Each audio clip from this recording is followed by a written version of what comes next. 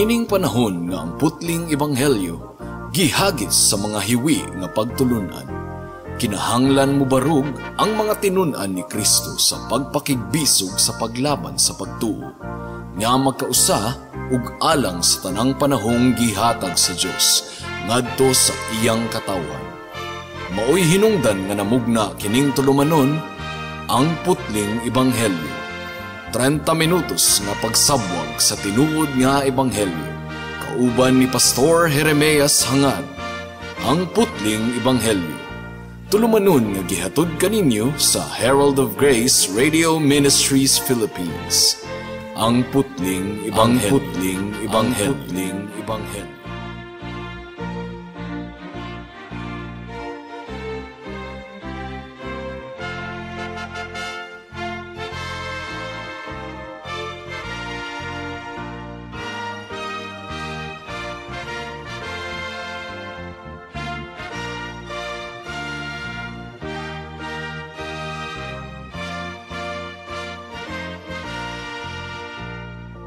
Special greetings sa tanang mga regular nga tipaminawan sa panagsibya nato dinhi sa kahanginan ug espesyal usab nga pagpanimbaya sa akong 95 years old nga lolo nga si Isabelo Lauri Sr. nga mag-celebrate sa iyang ika-96 anyos karong July 15. Alang sa pagpamalandong sa pulong sa Ginoo, please turn with me to Romans chapter 4 verse 9 to 11. Ang giingon dinhi mga kaigsunan, gipadayag bagayod kini nga pagkabulahan diha sa pagtuli lamang, umaingon man usab sa walay pagtuli. Tungod kay atong ginaingon, ang pagtuo giisip nga pagkamatarong alang kang Abraham. Kanusa man kini nahitabo, sa wala pa siya matuli o sa dihang natuli na siya. Kadto wala nahitabo human siya natuli, kundili sa wala pa siya matuli. Gidawat niya ang ilhanan sa pagtuli, nga usa katatak sa pagkamatarong pinaagi sa pagtuo nga anaan na kaniya ni adtong dili pa siya tuli. Ang tumong mao nga siya mahimong amahan sa mga nagatuo bisan pagdili sila tuli aron ang pagkamatarong pagaisipon pod alang kanila. May the Lord bless the proclamation of His word at this moment. Ang major theme niini nga section sa balaang kasulatan mga kaigsunan mao ang justification by faith alone. Pagaisipon kita nga matarong atubangan sa Ginoo pinaagi lamang sa pagtuo kang Hesukristo.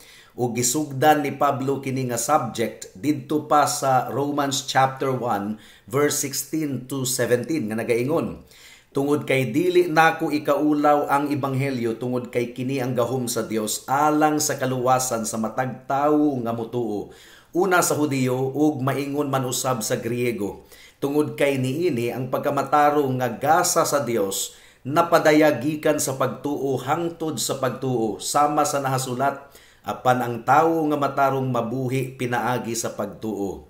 Ug again, sa Roma Kapitulo 3, versikulo 23 hangtod sa 24, ang giingon dinhi, sanglit ang tanan nakasala ug wala makapasar sa kahimayaan sa Dios.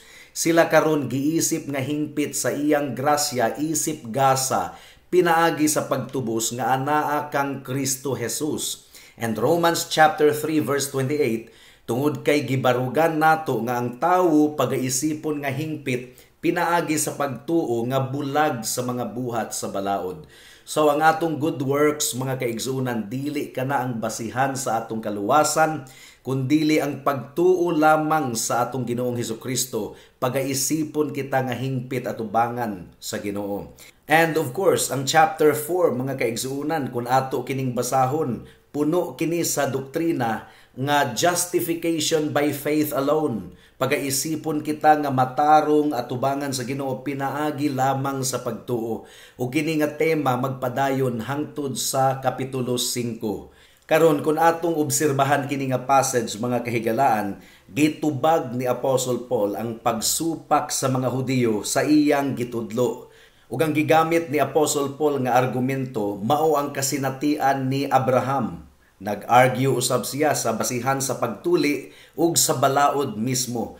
Apan sa dili pa kita mupadayon sa pag-examine nato sa argumento ni Pablo, kinahanglan nga tagdon una nato ang lain pa nga isyu So niini nga pagtuo nato mga kaigsunan, atong examinon kini nga mga bersikulo sa pag-apply niini sa issue sa water baptism. Sama sa nasayran at tingali sa kadaghanan, adunay taas kaayo nga debate nga naglangkob sa mga simbahan nga nag-embrace sa kining gitawag og Reformed theology sa issue sa baptism, and in particular infant baptism or pagbunyag sa mga batang gagmay. Ang tradisyon sa mga reformers, mga kaigsunan, mao nga ilang gidawat ang infant baptism or pagbunyag sa bata. Nagtuo niini si Martin Luther, bisan pa si John Calvin nagtuo niini, bisan pa si Zwingli, mga kaigsunan, nagtuo niini. Ug sulod sa hapit 500 ka tuig, ang gituuhan sa kadaghanan mao nga ang baptism mao ang mipuli sa pagtuli isip ilhanan sa pakigsaad sa Ginoo sa iyang mga katawhan. For example, ang Westminster Confession of Faith nagaingon, baptism is a sacrament of the New Testament ordained by Jesus Christ, not only for the solemn admission of the party baptized into the visible church, but also to be unto him a sign and seal of the covenant of grace. Not only those that do actually profess faith in and obedience unto Christ, take note of this, but also the infants of one or both believing parents are to be baptized. So sa mga nagtuo sa infant baptism, nagtuo sila nga ang mga anak sa mga magtutuo kinahanglan nga bunyagan isip sinyales or silyo sa pakigsaad sa susamang paagi nga ang mga puya nga bata sa mga Israelita gituli sa daang tugon. So daghan sa mga nagkupot sa doktrina sa infant baptism nag-interpret niining atong teksto karon isip pamatuod nga tinuod gayon ang infant baptism.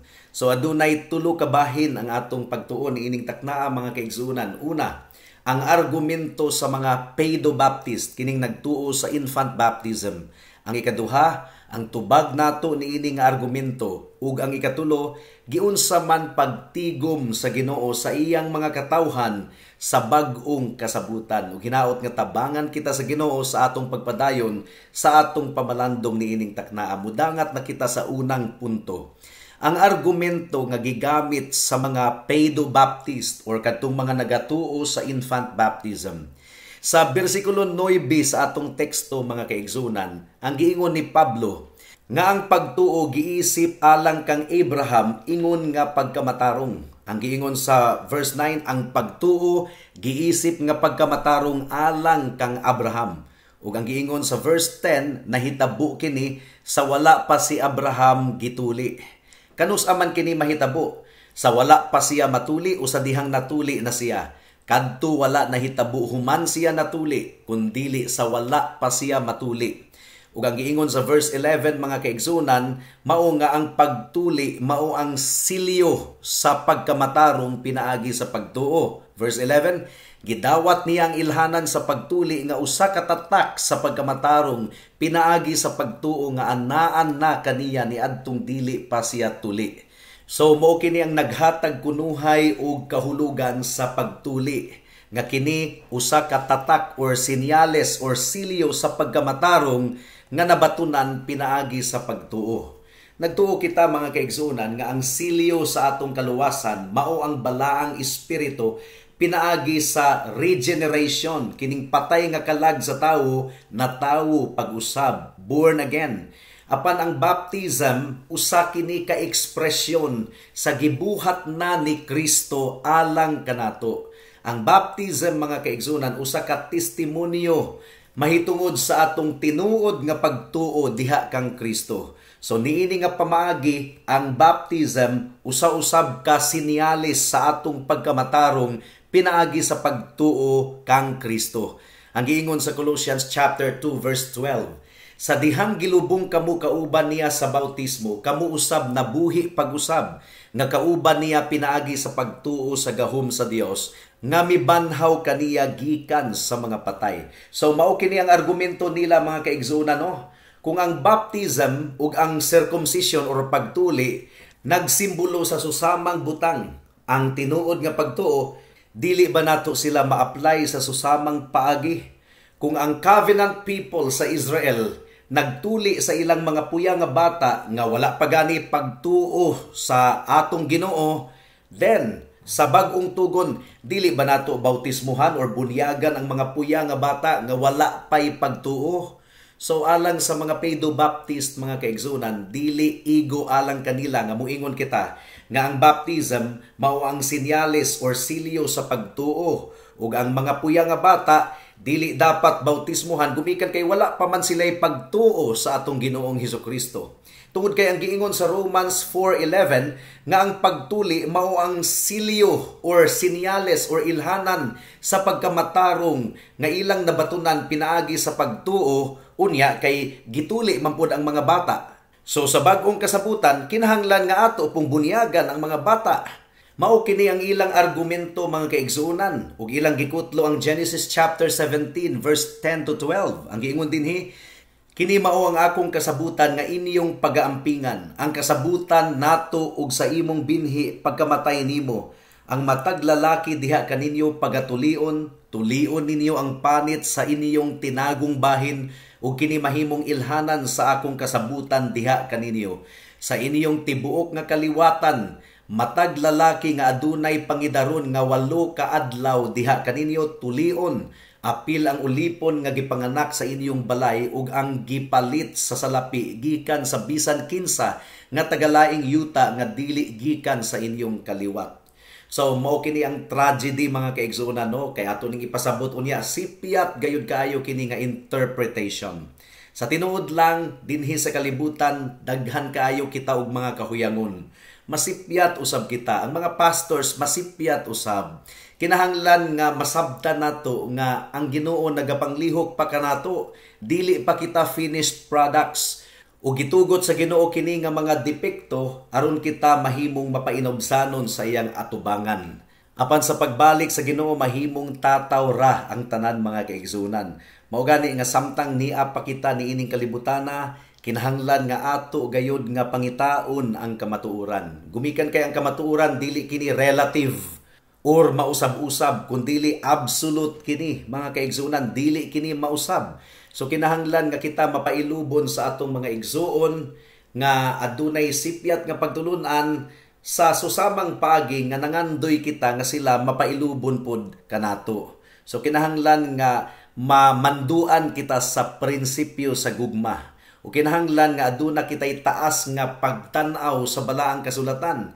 This is the place nga ang tanang mga debate, ang tanang mga wala giuyunan, ma-reconciled, mga kaigsuonan.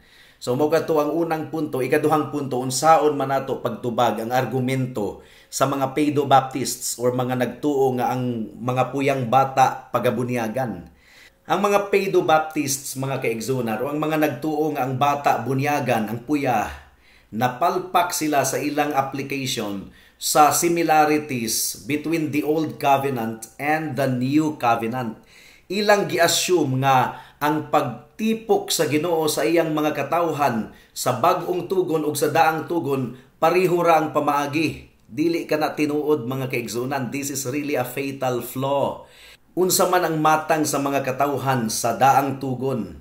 Ang mga katawhan sa Ginoo sa daang tugon, mga kaigsuonan, national Israel, nasod sa Israel. Pero ang mga katawhan sa Ginoo sa bag-ong tugon mao ang church. Mao ang iglesia nga naglangkob sa parihong mga Hudiyo ug mga Hintil. Pero sa daang tugon, mga kaigsuonan, mga Hudiyo lamang gayud. Ug ang pagtigom sa Ginoo sa iyang mga katawhan sa daang tugon lahi sa iyang pagtigom sa iyang mga katawhan sa bag-ong tugon.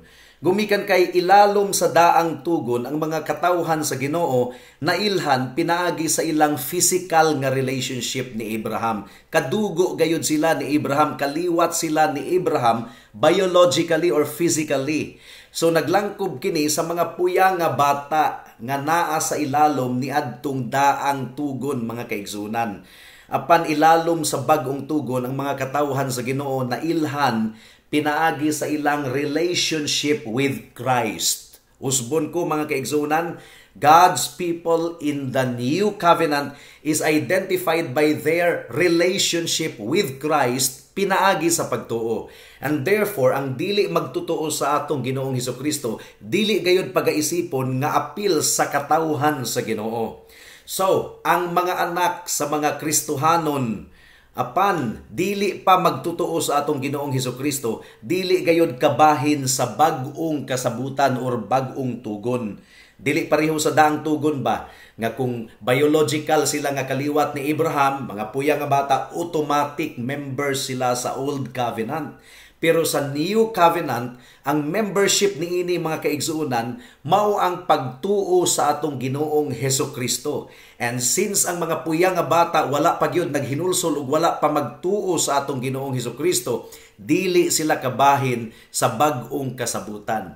Kinahanglan nga sa ilang hustong pangidaron, mailhan nila ang atong Ginoong Hesukristo ug maghinulsol sila sa ilang sala ug mutuo kaniya lamang, ingon nga ilang Dios og bugtong manluluwas. So lahi ang pamaagi sa pagtigom sa Ginoo sa iyang mga katawhan sa daang tugon ug sa iyang pagtigom sa iyang mga katawhan dinhi sa bag-ong tugon. Ug duna gayoy kalainan ang Israel sa daang tugon ug ang Israel sa bag-ong tugon nga mao ang church. For example, Romans chapter 9 verse 6 hangtod sa verse 8, duha ka Israel ang gihisgutan dinhi. Ang giingon dinhi, apan wala kini nagpasabot nga ang pulong sa Dios napakyas, tungod kay dili tanan nga gikan sa Israel, sakop sa Israel. So duha ka Israel ang gihisgutan niini mga kaigsuonan, ang physical nga nasod sa Israel ug ang espiritual nga Israel. Sumpay pa, ug dili usab tungod kay binhi sila ni Abraham, mga anak na silang tanan, kundili kang Isaak pagatawgon ang imong binhi. Ang buot ipasabot, dili mga anak sa unod ang mga anak sa Dios, kundili ang mga anak sa saad, maoy pagaisipon nga binhi. So adunay duha ka matang sa Israel. Una, spiritual Israel, ug ikaduha, physical Israel. Dili tanang kabahin sa physical Israel, apil sa spiritual Israel. Ang spiritual Israel, kadto lamang mga tinuod nga magtutuo sa atong Ginoong Hesukristo. Ang physical Israel mao kadtong mga biological nga kaliwat ni Abraham. Well, bisan pa sa daang tugon do na man gayoy member sa spiritual Israel. Do na gayoy pipila ang mga nagtuo sa atong Ginoo, ang nagtuo kang Yahweh, gitubos sila pinaagi sa saad sa Ginoo, apil sila sa spiritual Israel. Pero kadaghanan sa mga katawhan sa daang tugon walay labot sa spiritual Israel. Apil sila sa ethnic Israel or biological Israel or physical Israel. Pero wala sila'y labot sa spiritual Israel. Gumikan kay dili sila tinuod nga magtutuo sa atong Ginoo. So gituli usab sila sa daang tugon pero wala mabag-o ang ilang kasing-kasing. The covenant people under the old covenant, mixed people. But pasabot, nasagulan og magtutuo og dili magtutuo, nagsagol. Pero sa bag-ong kasabutan mga kaigsuonan, ang tanang katawhan sa Ginoo, tinuod gayod nga magtutuo, nakaila gayod sa atong Ginoong Hesukristo. Gisaad na kini sa Ginoo nga mahitabo gayod sa Jeremiah chapter 31 verse 31 to 34. Ang giingon dinhi, ania nagsingabot ang mga adlaw, nag-ingon ang Ginoo nga mubuhat ako og bag-ong kasabutan sa panimalay sa Israel ug sa panimalay sa Huda. Dili susama sa kasabutan nga akong gibuhat sa ilang mga ginikanan niadtong gikuha ko sila pinaagi sa kamot aron ipagawas sila sa yuta sa Ehipto. Ang akong kasabutan nga ilang giguba bisan pag ako ilang asawa, nag-ingon ang Ginoo. Apan mao kini ang kasabutan nga akong buhaton sa panimalay sa Israel pagkahuman ni adtong mga adlaw, nag-ingon ang Ginoo. Ibutang ko ang akong balaod sa ilang kinasuluran ug akong isulat kadto sa ilang mga kasing-kasing ug ako mahimong ilang Dios ug sila mahimong akong mga katawhan. Ug dili na pagatudluan sa matag usa kanila ang iyang isigkatawo ug sa matag tawo ang iyang igsuon nga moingon, ilha ang Ginoo. Tungod kay ako mailhan nilang tanan. gikan sa pinakaubos diha kanila hangtod sa pinakabantugan, tungod kay pasayloon ko ang ilang pagkadautan ug ang ilang kasalaanan dili ko na hinumduman pa, nag-ingon ang Ginoo. So you see, ang mga katawhan sa Old Covenant mixed, sagol-sagol, magtotoo ug dili magtotoo. Pero sa bag-ong kasabutan, sumala sa tagna ni Propeta Jeremias, ang katawhan sa Ginoo dili mixed, walay sagol. Silang tanan magtotoo, silang tanan tinuod nga nakailas sa Dios. So, kung ang mga puya nga bata dili pagayod magtotoo mga kaigsunan, dili sila dapat pagabunyagan. Wala sila'y labot pa sa bag-ong kasabutan.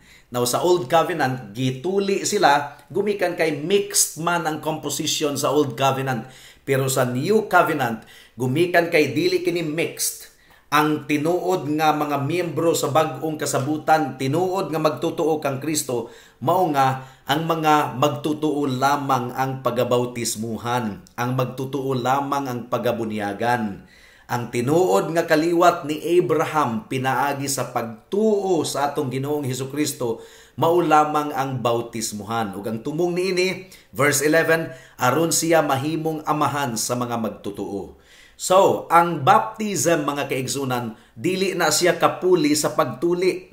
Gani sa Acts chapter 15, gidibatihan sa mga Kristohanon kung ang pagtuli requirement ba aron ang usa ka tawo mahimong Kristohanon sa bag-ong kasabutan. Now, wala man gihisgutan ang infant baptism as a replacement for circumcision. Kung duna untay asembleya nga magahisgot sa baptism nga pagpuli sa pagtuli, ang nahitabuon ta nga konseho didto sa Acts chapter 15. Pero wala gyud ni mahisguti mga kaigsunan, gumikan kay dili gayod puli sa pagtuli ang bautismo. Ang pagtuli mga kaigsunan simbolo kadto sa daang kasabutan, apan ang bautismo simbolo kini sa tinuod nga pagtuo sa atong Ginoong Hesukristo ug tinuod nga paghinulsol. Mao nga ang mga adult lamang nga mga magtutuo ang kinahanglang bautismohan, ang mga infants atong iampo nga sa ilang pagdako mahimo silang tinuod nga Kristohanon. Naarabay mga simbahan nga nagtuo nga kung mabunyagan na kuno ang bata, Kristohanon na kuno. Ha? Kristohanon? Giwisik-wisikan lang og tubig, Kristohanon na. No, dili gayud kana mga kaigsunan. Ang magpakristohanon sa usa ka tawo mao ang iyang paghinulsol sa iyang sala ug pagtuo sa atong Ginoong Hesukristo. Mao kini ang pamaagi sa pagtigom sa Ginoo sa iyang mga katawhan sa bag-ong tugon or bag-ong kasabutan. Remember nga sa daang kasabutan, ang mga katawhan sa Ginoo iyang gitigom sumala sa ilang pisikal nga kaliwat. Mga katawhan sila sa Ginoo, gumikan kay kaliwat sila ni Abraham physically and biologically. Bugani kadto ang ilang gipanghinambog kanunay nga mga kaliwat kuno sila ni Abraham. Matod pa ni John the Baptist sa Luke chapter 3 verse 7 to 8 na nakita sa ikatulo nga punto. Ang giingon diri, busa giingon ni Juan sa daghan kaayong mga katawhan nga miabot aron magpabautismo kaniya. Kamong kaliwat sa mga bitin, kinsa ang nagpasidaan kaninyo nga muikyas gikan sa tunglo nga moabot. Busa pamunga kamo og takos sa paghinulsol ug ayaw ninyo og ingna si Abraham ang among amahan. Tungod kay gipamulong ko kaninyo nga mahimo sa Dios nga magpabangon gikan niining mga bato aron mahimong anak ni Abraham. So usa sa requirements sa baptism mao ang tinuod nga paghinulsol. Daghan ang nagpabunyag ni Juan Bautista ug nang hinambog nga kaliwat kuno sila ni Abraham, apan nasuko si John the Baptist ug gitawag pa sila og bitin. Gumikan kay dili ang water baptism mao ang makapakristohanon sa usa ka tawo, kundili ang tinuod nga paghinulsol ug pagtuo sa atong Ginoong Hesukristo. So ilalom sa bag-ong kasabutan, gitigom sa Ginoo ang iyang mga katawhan, pinaagi sa ilang pagtuo kang Kristo lamang ang bugtong Dios ug manluluwas. Mianhi si Kristo dinhi sa kalibutan aron pagaluwason niya ang iyang katawhan. Matthew chapter 1 verse 21, pagaluwason gikan sa sala. Ang giingon dinhi, manganak siya og usa ka lalaki ug ang ngalan nga itawag mo kaniya Jesus. Tungod kay pagaluwason niya ang iyang katawhan gikan sa ilang mga kasalanan. So, gisilyuhan ni Kristo ang bag-ong kasabutan pinaagi sa iyang kaugalingong dugo. Every time nga atong i-celebrate ang balaang panihapon mga kaigsunan, atong gi-celebrate ang pagsilyo ni Kristo sa bag-ong kasabutan diha sa iyang dugo. Ang giingon sa 1 Corinthians chapter 11 verse 25 to 26. Sa susamang paagi gikuha niya ang kupa, pagkahuman manihapon nga nagaingon, kining kupaha mao ang bag-ong kasabutan sa akong dugo. Buhatan ninyo kini inig-inom ninyo niini sa paghinumdum kanako. Tungod kay sa matagkaon ninyo niining pan ug imnan kining maong kupa, gimantala ninyo ang kamatayon sa Ginoo hangtod sa pag-abot niya. So gitubos ni Kristo ang iyang mga katawhan alang sa iyang kaugalingon pinaagi sa iyang dugo. Ephesians chapter 5 verse 25 to 27 ang giingon dinhi.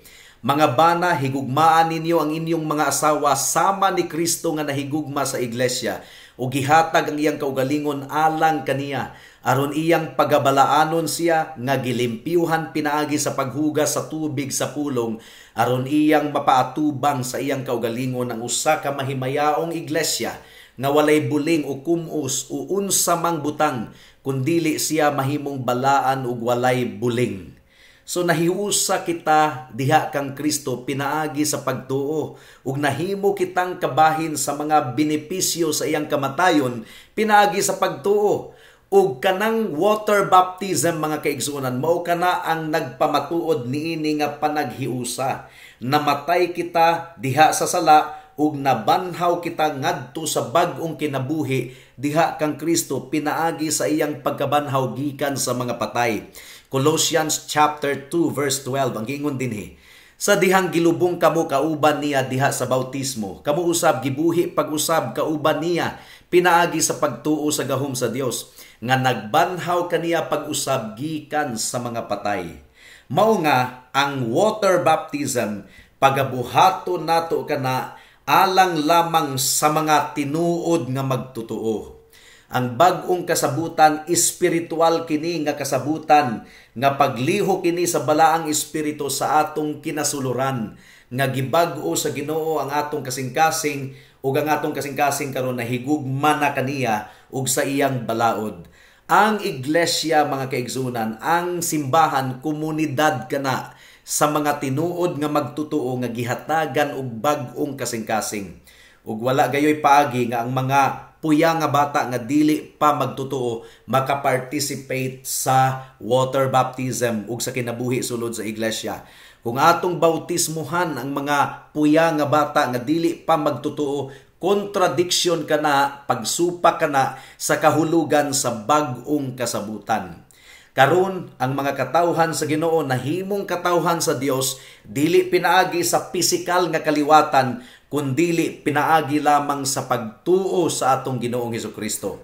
Ang giingon sa John chapter 1 verse 11 to 13. Mianhi siya sa iyang kaugalingong Pinoy-anan ug wala siya dawata sa iyang kaugalingong katawhan. Apan ang tanan nga midawat kaniya nga nagsalig sa iyang ngalan, iyang gihatagan og katungod nga mahimong mga anak sa Dios, nga gipanganak dili sa dugo o sa kabubuton sa unod, o sa kabubuton sa tawo kundili sa Dios. Ang pangutana mga kahigalaan, kabahin ka ba sa komunidad sa bag-ong kasabutan? Kung dili ka pa kabahin, dili ka mahimong apil niini pinaagi sa bautismo or bisan pang unsang butang nga makita sa gawas nga imong pagabuhaton. Kinahanglan gayod nga maghinulsol ka sa imong sala ug mudangup ka kang Kristo ug imo siyang saligan lamang ingon nga imong bugtong Dios ug manluluwas. Kinahanglan musalig ka sa iyang dugo ug sa iyang pagkamatarong. Kinahanglan nga musalig ka diha kaniya. Kinahanglan nga mutuo ka kaniya ingon nga imong Dios ug manluluwas. Now kung kabahin na ka sa bag-ong kasabutan nga komunidad mga kaigsunan, kini tungod kay gitubos ka pinaagi sa hamili nga dugo ni Hesukristo. Gihatagan ikaw og bag-ong kasing-kasing. Ang balaod sa Dios gisulat na sa imong kasing-kasing ug nahigugma ikaw sa balaod sa Dios gumikan kay balaod kini sa atong mahimayaon nga manluluwas nga si Hesukristo. Kung ikaw na born again nga tinuod gayod, na tawo pag-usab pangitaa ang mga butang nga iya sa itaas ug dili sa mga butang dinhi sa kalibutan lamang. Colossians chapter 3 verse 1 to 3 ang giingon dinhi.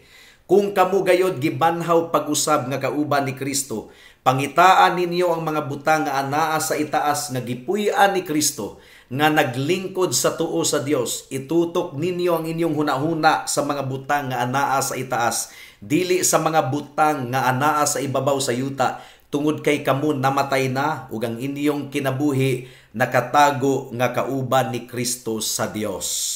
And we say amen to that. Hinaot nga ang pulong sa Ginoo nakigistorya sa matag usa kanato niining taknaa. Amen. Alang sa dugang nga mga pangutana, mahimong mo text kang Pastor Jeremias hangad sa 0935 744 3030.